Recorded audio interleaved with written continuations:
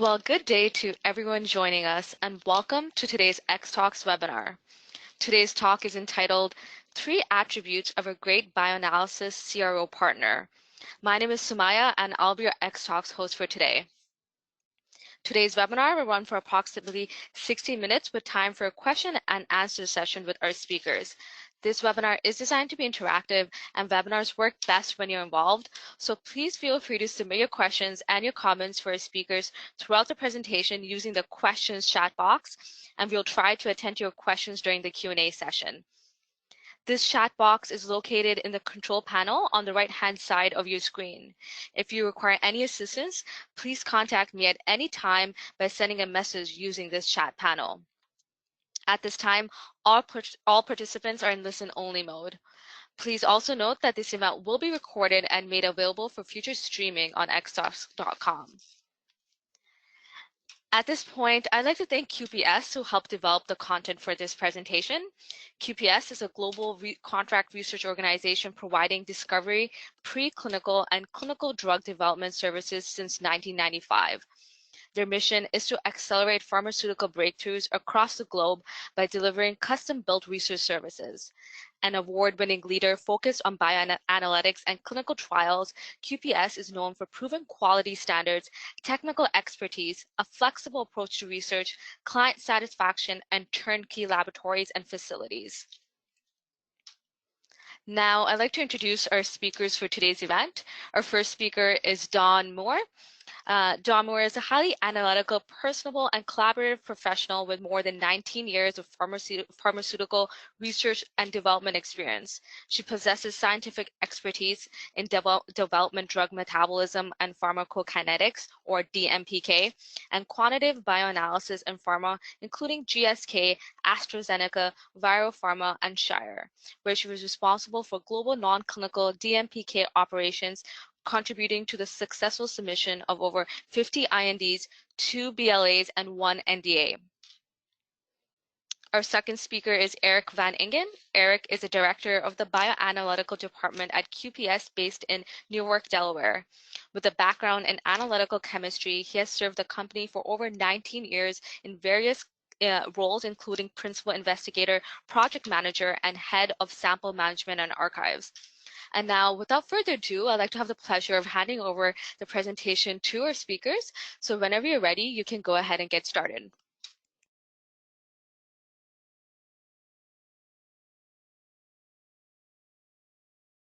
As stated, thank you. Thank you for the introduction, and thank you to everyone for taking the time to join us in this webinar today. As stated by Andre Buvalo in a recent article called Pharma R&D Outsourcing is on the Rise, pharmaceutical companies are increasingly outsourcing their lab services to academic and private CROs as a strategy to stay competitive and flexible in a world of exponentially growing knowledge, increasingly sophisticated technologies, and an unstable economic environment. According to a recent analytical report by VisionGain, drug discovery outsourcing will continue to grow over the next decade and will rise to a $43.7 billion industry by 2026, as compared to just an estimated $19 billion in 2016. This is in line with Vantage's Fresh Alliance benchmarking study, which revealed that over 80% of biopharma respondents report an increase in alliance activity compared to just 5 years ago. Advances in the delivery of new drug modalities have all contributed to an explosion in the number of new promising biological targets and lead molecules. However, it's very rare that pharmaceutical companies today have all of the required expertise and infrastructure in-house to develop all of the bioanalytical and ADME services required to fully support and successfully support a full development program. Thus, companies are more often to outsource their lab services to CROs, both specialized and full service, that have both the bandwidth and the expertise. Well, with so many options in CROs and academic centers to choose from, how can we ensure that we select a CRO partner that will most certainly support their program to their budget, timelines, and scientific rigor and compliance? This following webinar will provide what we have determined to be the 3 key attributes for selecting a bioanalysis CRO partner. We hope at the end of this talk that you will have a better understanding of what it is or what's most critical to ensure a successful bioanalytical program, what good looks like, and what you should expect from a CRO, and hopefully some tips on what to look for and ask for from your current CROs. I'm going to start with a brief introduction of QPS, just so you know who we are, where we come from, and then I'll turn this presentation over to Eric.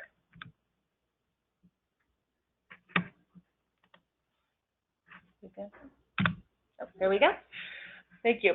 For the past 25 years, QPS has been supporting and expanding its offerings to the pharmaceutical industry and now has global locations in the US, Netherlands, India, Austria, Taiwan, and China. QPS is truly a global full-service CRO with capabilities and resources to support discovery through development, bioanalysis, ADME, and toxicology, as well as phase 1 and phase 2 clinical studies. Our global bioanalytical headquarters is located at our Delaware facility here in the US and is fully GCP, GLP compliant and can provide in-house assays to CLIA as needed. QPS has an extensive list of biomarkers and has supported analysis of these in all phases of clinical development utilizing multiple platforms. We have also supported over 50 ADA and NAB biological development programs encompassing over 20 proteins and 25 therapeutic antibodies. Furthermore, in case you're not aware, we have extensive experience with genotyping assays that cover P450s, transporters, oncology, drug metabolizers, and Alzheimer's disease. Our European bioanalytical site is located in Groningen, the Netherlands, and it's attached to our phase 1 clinical site and is practically a mirror image of our services offered in Delaware. We do cross-validate assays between the sites to support the full development of our sponsors' clinical programs. We also have BA sites located in Austria, India, Taiwan, and most recently a QPS wholly owned and operated lab in China. Our global DMPK site is located at our headquarters here in Newark, Delaware. It is GLP compliant and houses a full vivarium. They are able to provide in vitro and in vivo services, including radiolabel studies. Further, we specialize in neuropharmacology research at our site in Graz, Austria, and a transdermal research at our site in Fargo, North Dakota.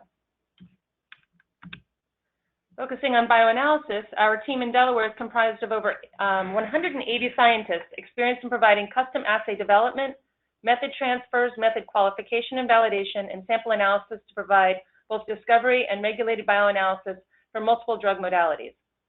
This slide provides a brief overview of these molecules and our experience in supporting these through state-of-the-art equipment that includes, but it's not limited to, LCMS, ELISA, MSD, GyroLab, Quanterix, Luminex, RIA, UPLC, UV, and fluorescence detectors, in addition to a Quant Studio and multiple sequencers. The focus of today's presentation is to explain and examine the 3 key attributes of a great bioanalytical CRO. These are success factors, in our opinion, that everyone should expect from their CRO, regardless of drug modality, and you should ask your potential CROs to demonstrate their expertise across these key attributes. And with that, I will turn this over to my colleague, Eric Van Ingen, who is one of QPS's bioanalytical lab directors here in Newark, Delaware. Thank you, Dawn, for the introduction. And before we get into the nitty-gritty of our 3 topics, I do want to preface this that my background is small molecule LCMS. So when we talk about method development, that's my frame of reference. Obviously, bioanalysis covers a broad range of platforms and modalities, but most of these elements are applicable across the entire spectrum. So our first topic today is going to cover method development. And we'll discuss some factors that a sponsor can use to get a sense of the strength of a CRO's method development capabilities. We'll look at ISR, or incurred sample reanalysis, and explore an investigation into some suspicious results. The second topic we'll talk about today is the FDA send requirement, and we'll highlight the importance of a CRO staying up to date on regulatory developments. Lastly, we're going to look at CRO partnership throughout an entire drug development program, and the ability of a CRO to support a long-term program will highlight other key attributes that sponsors should look for when they're making their CRO selection. So our first topic is method development, and this really is the starting point for any successful bioanalytical assay. There are key parameters that need to be evaluated and looked into before moving to method validation and obviously sample analysis. And if this is done well, you'll end up with a robust method that will serve you well for years down the road. Internally, some of the key parameters that we evaluate before moving to validation. And again, this is not meant to be all-inclusive. Our linearity at the intended dynamic range, what we're looking for here is that the range is not too wide. We're not seeing any sort of detector saturation. We evaluate sensitivity at the LLOQ. Obviously, we want to make sure we have sufficient resolution and high enough signal to noise to ensure smooth operation during analysis. If we're struggling during method development and validation to achieve that target LLOQ, chances are when we get into production, we're going to run into problems.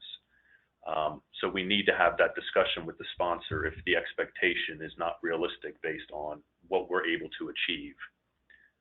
Selectivity, we're looking for endogenous interferences. Depending on the method of administration, if the entity we're looking at is intended to be partnered in a fixed dose combination, we'll also evaluate any co-medications that might impact assay performance. We look at matrix effect to look for signal enhancement or suppression that may occur. Recovery, we're looking there to make sure the extraction technique provides a high enough recovery and is reproducible across the entire assay range. And lastly, we evaluate benchtop stability. There's obviously a number of other stability evaluations that are required for a full validation, but we find that looking at benchtop stability will really isolate and highlight potential stability issues early on. If all these experiments and evaluations are successfully done, the actual method validation really just becomes an exercise to demonstrate that the method can meet the protocol requirements. We don't expect any surprises at this stage. So when a sponsor is looking at a CRO and their method development strength, what are some questions that they might ask or some information that they could gather to evaluate whether or not the method development process is rugged and robust?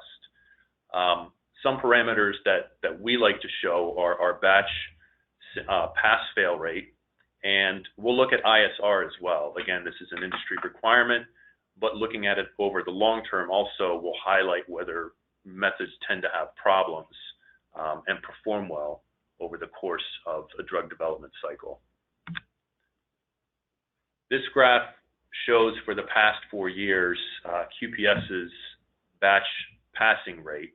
So you can see that the overall trend is improving, and this is something that a sponsor wants to see from the CRO. Either they already have a very high success rate and have reached a saturation point, probably anything over 95%, you would expect to kind of stay fairly constant.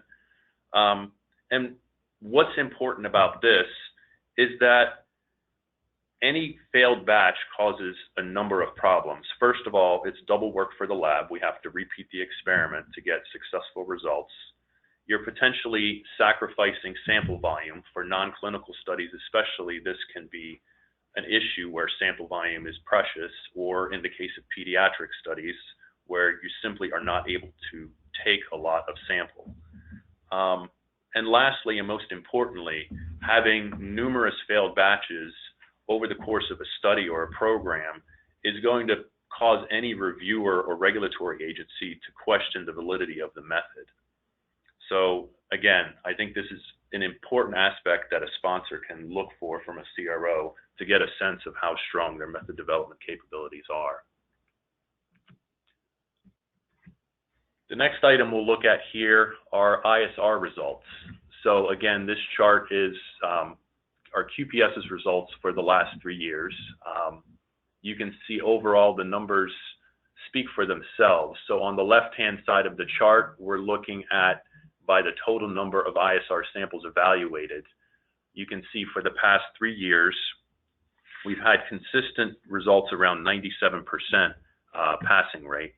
And then if we look at it from an overall study standpoint, other than one study in 2017, we've successfully passed ISR for every single study that we've evaluated for the past 2 years.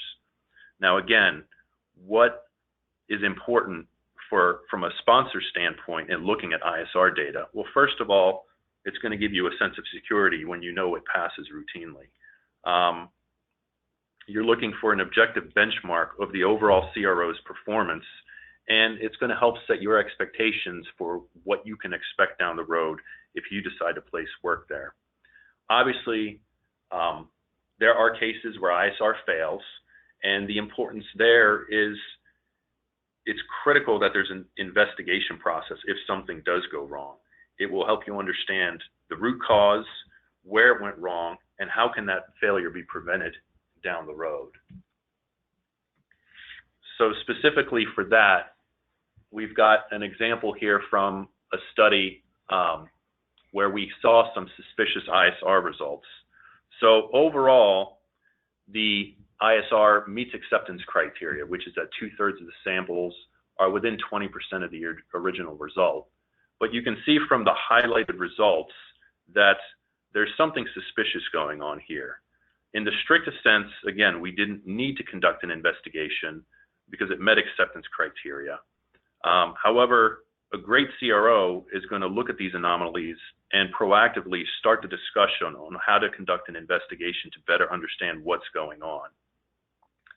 Interestingly here, from a scientific standpoint, the outlier difference, we see both a very positive bias in some samples and a very negative bias in other samples. So to get into a little more of the technical details, the first item of business for us, obviously, was to discuss the results with the sponsor. They were able to give us some additional background on the compound and identify a glucuronide metabolite that they had seen in earlier studies. So that gave us a good starting point for our investigation. Based on the structure of that metabolite, we suspected that it was unstable in the acidic extract solvent. And what was essentially happening is the longer the extract sat before it was injected, the more that glucuronide that was being converted back to the parent compound, which also explains both the high and the low bias data. So where we see a positive bias, that means the original data was injected after a longer duration, and with a negative bias, the samples were injected more quickly from the time the extraction was completed. So what additional steps can we take in such a situation? We don't have a reference material for the glucuronide, but what we can do is scan for that precursor ion and validate its actual presence. We further tested additional reconstitution solvent conditions and made sure that no conversion was observed in non-acidic conditions. Ultimately, what we ended up doing was revalidating the method. We changed the extraction and also the reconstitution solvent and essentially eliminated that glucuronide metabolite. After we completed that, we reran ISR and were able to successfully pass it at over 97%.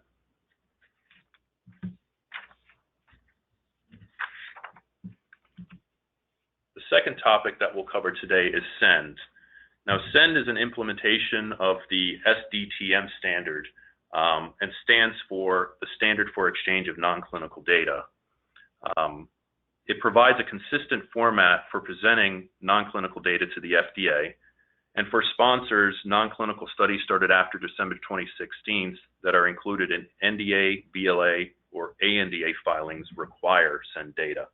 For INDs, that requirement was delayed to December 17th of 2017. As a CRO, obviously, we needed to make sure that we got in front of this new requirement and understood how it impacted us and that we would be able to deliver SEND-compliant data for our sponsors.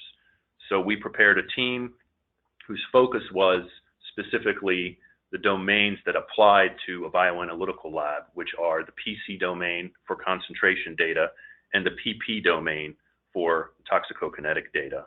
So by the end of 2016, we were prepared to deliver compliant SEND files for our sponsors.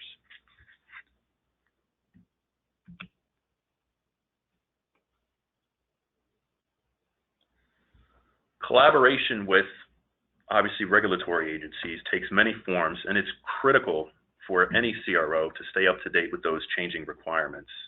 CROs that are involved in workshops, teleconferences, webinars, where new developments and requirements are discussed, are much more likely to be able to implement these new regulations quickly, resulting in a smoother submission process.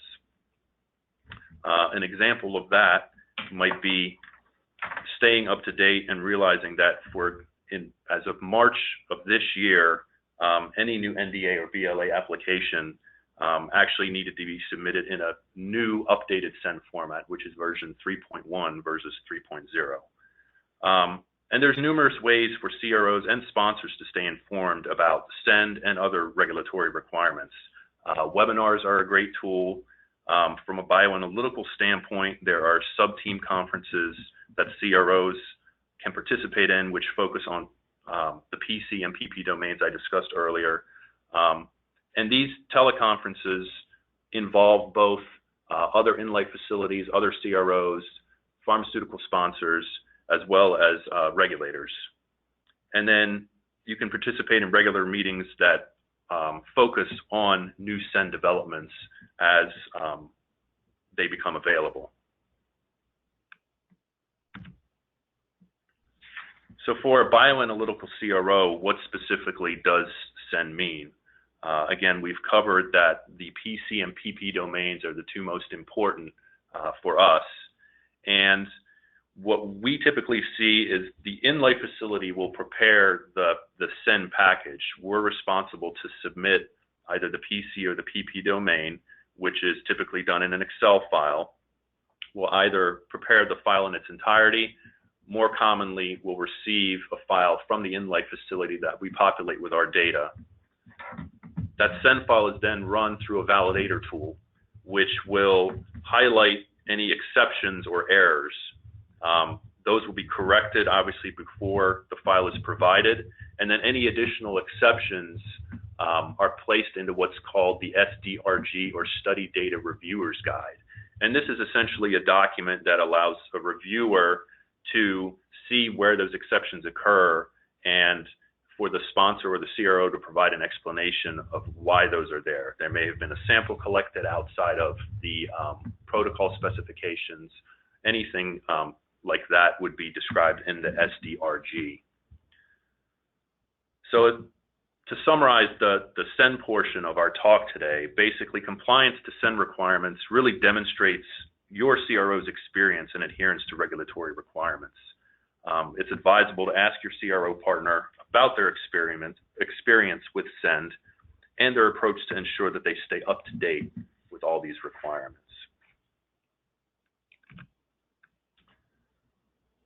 The last portion of our talk will focus on program development.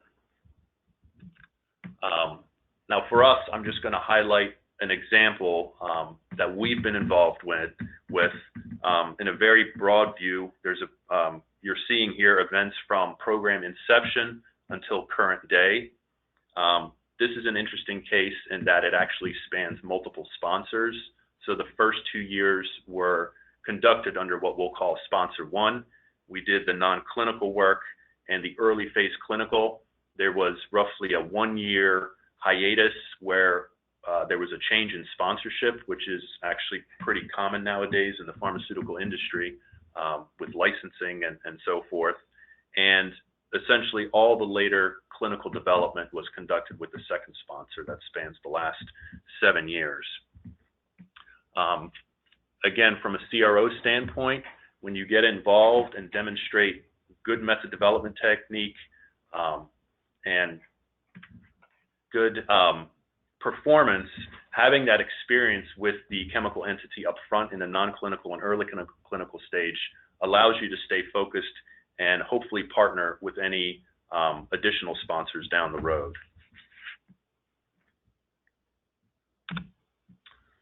So this slide and the next slide will provide some more granular detail about each phase of the program. And you can read the details, obviously, about how many methods we validated and the samples.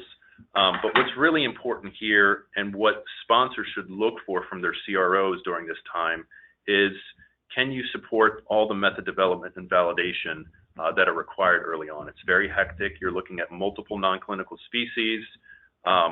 Once the clinical phase of development begins, oftentimes rapid turnaround is required for small batches to make dosing decisions in SAD and MAD studies.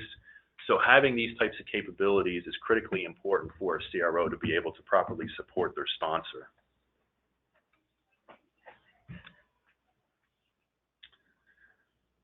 Once the transition to sponsor 2 happened, the clinical phase really went into full swing here. So we revalidated the method, and again, this is important for our CRO to stay up to date on current regulatory requirements. And what we had to do here was update the method to include whole blood stability, process sample stability, evaluate hemolytic and lipemic plasma.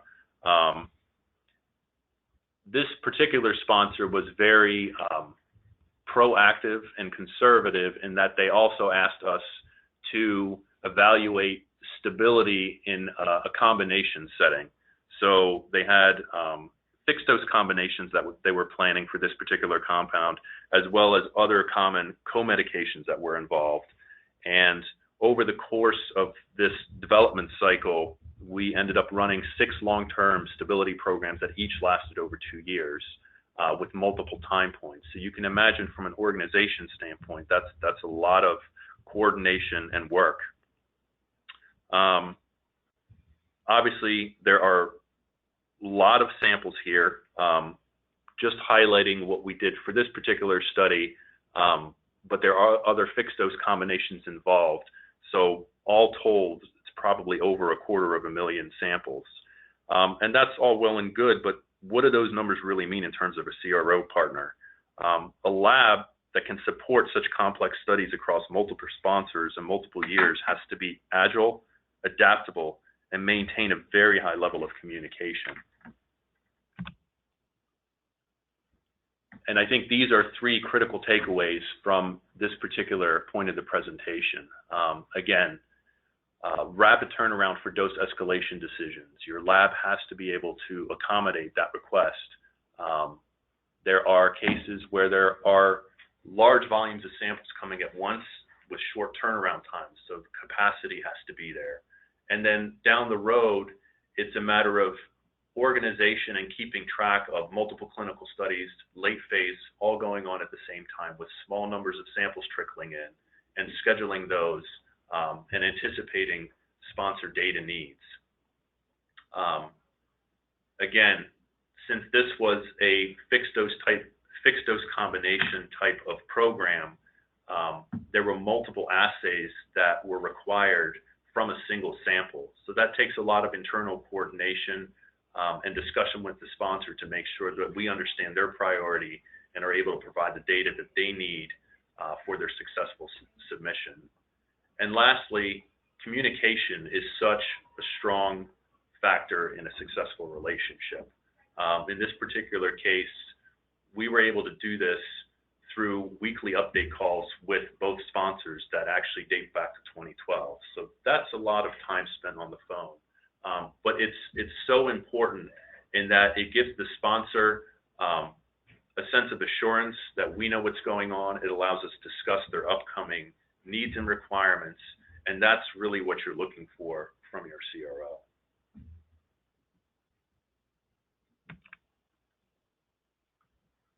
To summarize, 3 attributes that we've covered today.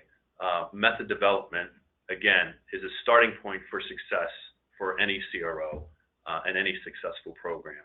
And we looked at some key parameters that a sponsor can ask for from their partner to evaluate method ruggedness. That includes both the pass-fail rate for batches over the past however many years, as well as looking at ISR data.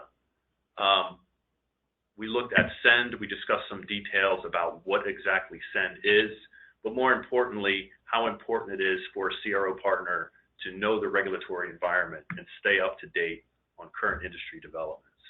And lastly, we looked at an overall partnership for a long-term program, discussed some details about what that might look like, but really the type of factors or attributes that a CRO needs to have in order to be a successful partner.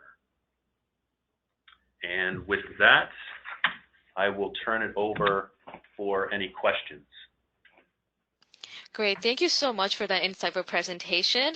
So yes, audience members, you can continue sending in your questions right now using the questions window for the Q&A portion of this webinar. I did receive some questions already, so I'll start off with those.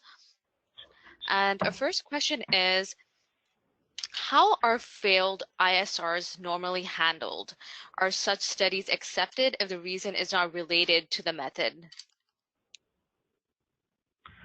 So when we have a failed ISR, we really obviously will look first to see, was it an execution error? Because that is one possibility. Obviously, it may not be the method. It may simply be that the person executing the assay made a mistake. So the key is to drive down to the root cause. If we determine that it was an execution error, we may repeat the ISR run and obtain successful results. In any situation, we basically proceed with full disclosure. That is, the final study report will disclose if there was an ISR failure and outline the investigation, what we determined to be the root cause, and what the final outcome was. If it is actually a method issue and highlights either, for example, the case that we provided where there was an unknown glucuronide metabolite that happened to influence the assay, we'll discuss that as well, and that's what we did in this case. We included the failed ISR results, discussed the revalidation, and then presented the successful ISR results. In the event of overall ISR passing, but having one very large outlier, for example, that's 50 or even 100% off from the original result, we do investigate that, but we may not do a full-blown repeat of the ISR experiment. I hope that answers that question. Great, thank you so much for that. Our next question is, how much of a percentage difference would trigger an investigation in a past ISR? There's really no set criteria for that. I think the key that we look for is an overall trend. So for example, if ideally you're selecting ISR samples across the scope of the study, so from multiple batches, if we identify ISR results from one batch in particular that are behaving differently than all the other ones, that kind of drives our focus to look at the batch that those samples came from. Maybe something went wrong with that batch. Again, depending on how big the swing is or how far off the ISR results are, will kind of dictate what action we take. Do we just acknowledge it and determine that the results are still acceptable, or decide to take a more conservative approach, reject the initial batch, maybe repeat the entire set of samples? And obviously there's sponsor input and discussion throughout that whole process. Great, thank you so much for that, Eric. Our next question is, what is QPS's lead time to begin method development and validation on a new program? That always, I would say that it varies from week to week, month to month, depending on lab. We do evaluate with each new request. We do evaluate with the lab what their, with our sponsors' timing and what our lab's timing is, and we always try to accommodate, but we're also very, very honest about what that looks like. Currently, I can say the lead time really is, we're in a good place right now. We're about as long as we can take to get the contract signed. While we're working to get that signed, we're also talking with the client. We're getting reference standards shipped. We're getting everything in place. So we're doing that in parallel with the contract. And so once the contract is signed, we're ready to start. We're not sign the contract and then start, that process. So it really depends on our sponsors' needs. When we look at when the first study that is starting for that method, and you don't want to start method development 2 years ahead of a study necessarily, but you want to give enough time for proper method development, as Eric said, and then the validation. So we really work with the sponsors. Sometimes they come to us and things have happened and they have a study starting next month, and we need to escalate the development and validation for them. So again, it comes down to flexibility. But right now, as I said, we're in a good place, and we definitely have some room to be able to start method development rather quickly. Great, thank you so much for that, Dawn. Our next question is, how many days do you typically spend in method development before you move to validation? I think, again, that really depends on the complexity of the method. If it's a fairly straightforward small molecule, and again, I'm speaking from my background, you know, 2 weeks of method development is pretty routine. That allows us to evaluate the experiments that we outlined during the presentation, and if everything looks fine, we'll move straight into validation from there. As I said, if it's a multi-analyte assay or there are some difficulties that we encounter during method development, such as stability concerns that require either an additive to stabilize the material, you know, that may lengthen the duration of method development. But I'd say routinely 2 weeks is fairly standard. And during the initial process while we're talking with the sponsor, if you've worked with us before, then you know we ask a lot of questions, but that's for a reason. So we really understand and can evaluate and estimate the time needed up front, so that we're very honest with the client. And then obviously we don't just get started and come back to you 2 weeks later and tell you how it went. There's always there's communication throughout so that there's no surprises there. Great, thank you so much for that. Our next question is, what is your opinion about the Cmax sample being selected for ISR? So we do evaluate the Cmax sample. We randomly try to choose from across all the batches that we've done. Depending on the type of study, if it's pop PK, it's really hard obviously to find a Cmax sample, but if you're looking at full profiles, we'll look at some Cmax samples and then in the terminal phase as well. Again, based on our SOP, and I think it's fairly standard industry practice, we're not going anything below 3 times the LLOQ of the method. That's our low point cutoff for ISR selection. On the high end, if the Cmax falls outside of the validated assay range, we'll repeat the sample with the same dilution that the original result was obtained under. So we do look at Cmax in the terminal phase when that type of study is present. Great, thank you so much, Eric. Our next question is, you mentioned that QPS has bioanalytical facilities in US, Europe, and China. Does QPS validate any assays across sites to support global programs? And if so, how do you handle this with the different regulations? So we have performed cross-validations from across some of our internal laboratories. What we typically do is identify the main site that will do the initial method development and validation. From there, we'll provide the method to the other lab. They will do their own precision and accuracy runs to demonstrate that they can reproduce the method. We can also ship QCs from one site to the other site and make sure that they match one another, so we have consistency between the data. In terms of the regulatory requirements, our bioanalytical SOPs for validation and sample analysis are written in a global format.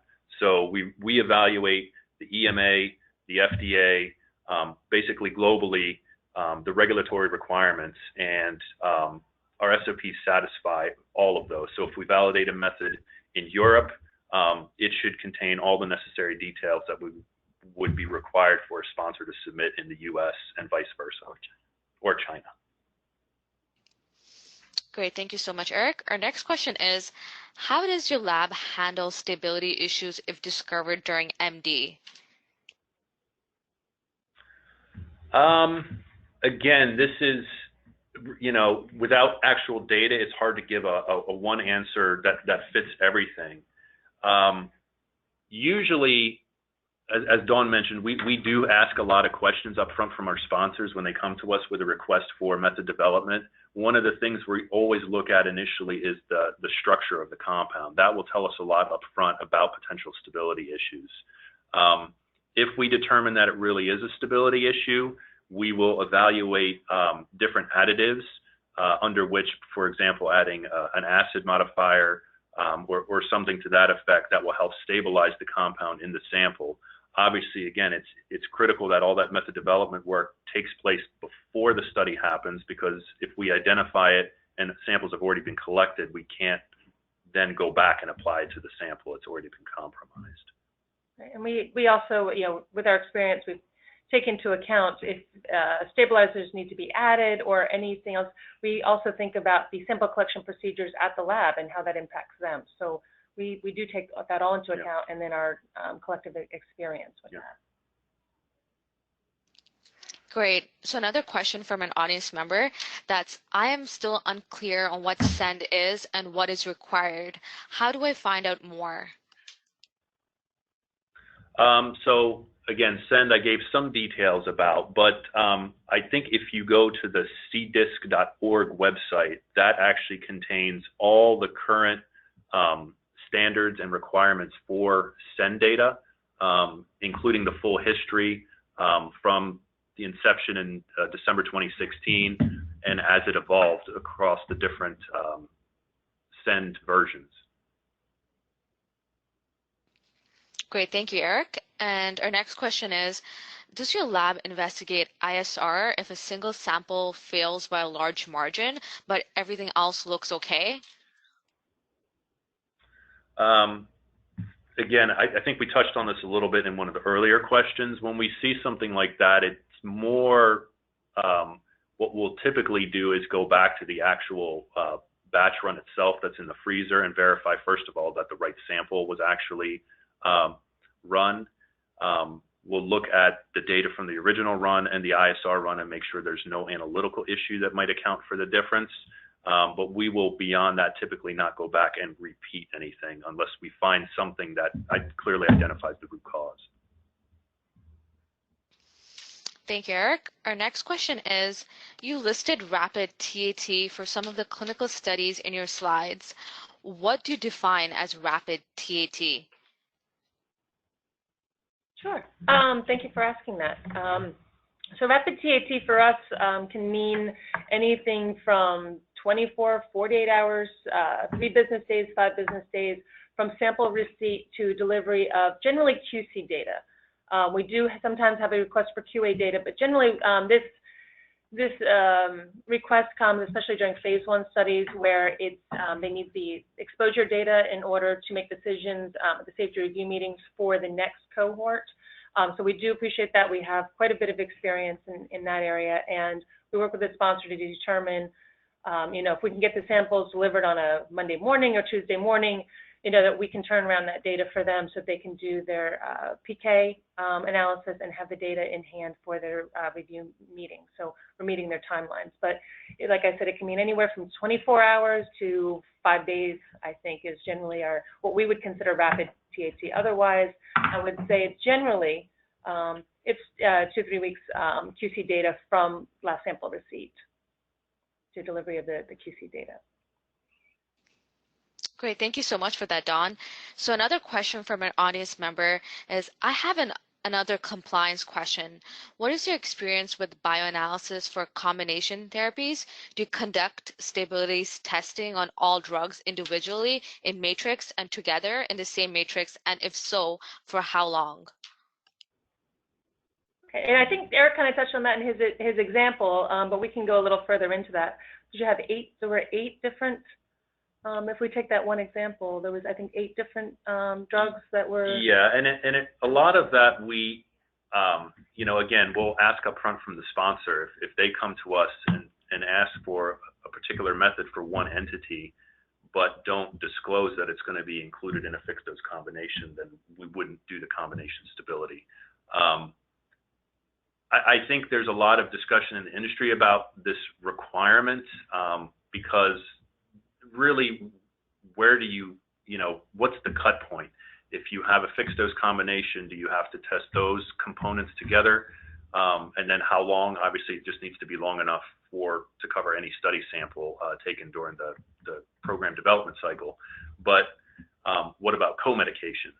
So our approach typically is if it's administered together as a fixed dose combination, if the sponsor wants it done, we'll do it. But we usually don't do co-medications. We'll do an interference test to ensure that the presence of one or other components won't impact the assay performance, but we do not typically evaluate stability with all those components together. And this is generally what we've seen between the guidances and, again, attending different conferences and hear, feedback from the FDA and other sponsors and other CROs. I think that this is generally the trend for this. It's, as you said, it's pretty much adhered to. If it's a combination therapy and they're being dosed together, then we will support the stability of them individually in the matrix and combined. Great, thank you so much for that. We do have one more question. Does QPS have global bioanalytical SOPs or processes? Yeah, Yes, I think that when we were discussing our different labs and our ability to cross-validate or experience cross-validating these assays, that yes, we do have global, our SOPs are written globally and they adhere to all of the regulatory agencies from FDA to EMA and China and Japan. So they are global, yes. Great, thank you so much. That was our last question. So again, we've reached the end of the question and answer portion of this webinar, but if you weren't able to attend to your questions, the team at QPS may try to follow up with you after the webinar. And if you do have further questions, you can also direct them to the email address showing on your screens. You can take a quick look at that and make a quick note of that as well. So again, audience members, thank you so much for participating in today's conference. You will be receiving a follow-up email from Xtalks with access to the recorded archive for this event. I did get some questions for that, so you will be receiving that tomorrow, and it will also be available for download, including some additional materials as well. So do keep an eye out for that as well. And a survey window will be popping up as well on your screen if your participation is appreciated, as it will help us improve our webinars. A big thank you to our speakers, Eric and Dawn. That was a wonderful presentation. We hope you found that informative as well, and have a great day, everyone. Take care. Thank you. Bye, everyone.